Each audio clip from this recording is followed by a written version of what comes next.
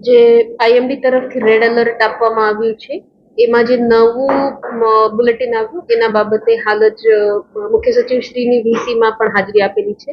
નવસારી જિલ્લાની પરિસ્થિતિ કહેવા જઈએ તો છેલ્લા 2 દિવસથી વરસાદ થાય છે અને 25 અને 26 પણ આઈએમડી તરફથી રેડ એલર્ટ આપવામાં આવેલો છે.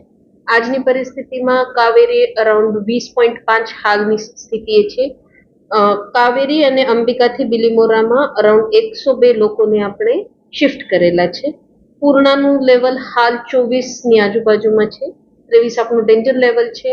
બપોરથી લોકોને એલર્ટ આપવામાં આવ્યો હતો અને જે મહુવા બ્રિજની પરિસ્થિતિ છે એના મુજબ રાત્રે 8 વાગ્યા સુધી આ સ્ટેબલ, નહીં તો થોડું પાણી વધે એવું છે. એટલે હાલ રુસ્તમવાડી, ભેસતખાડા, કાશીવાડી અને ગધેવાન આ એરિયાથી ટેમ્પરરી આપણને 2-4 કલાક માટે શિફ્ટિંગ કરવાની જરૂર પડે છે. રસ્તાઓમાં પંચાયતના 78 ટેમ્પરરી જેમ જેમ વરસાદ ઓછો થાય તેમ તેમ ખુલતા જાય છે. આ દરેક આપણા લો લાઇંગ બ્રિજ હોય કે ઓવરટોપિંગ વાળા રસ્તા હોય ત્યાં પોલીસ કે લોકલ તરફથી એમાં લોકોને જવાની બંધી કરવામાં આવે છે. આરએનબી સ્ટેટના 4 રસ્તાઓ બંધ છે. એમાં એક માનકુનિયા અંકલાજ રસ્તો છે જ્યાં સ્ટ્રક્ચરને થોડો વધારે નુકસાન છે એટલે 2 દિવસ બંધ રહેશે. એનું આખું રિપેર થઈ જાય એના પછી જ રસ્તો શરૂ થાય એવો છે. ગઈકાલથી છેલ્લા 48 અવર્સમાં સૌથી વધારે ખેરગામ તાલુકામાં 527 mm જેટલો વરસાદ થયો છે. પણ ખેરગામમાં કોઈ પણ જગ્યા પાણી ભરાવ કે એની પરિસ્થિતિ આવતી નથી.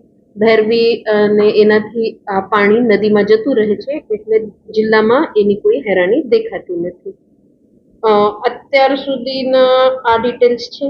બાકી નાગરિકોને અપીલ છે દર વખતે જેવું કે આપ લોકોને જ્યારે પણ તંત્ર તરફથી સાવચેતીના પગલાં લેવામાં કહેવામાં આવે ત્યારે અમારી સંકલનમાં આપ લોકોએ સુરક્ષિત જગ્યાએ ખસી જવામાં અમારો સહકાર આપવો જોઈએ.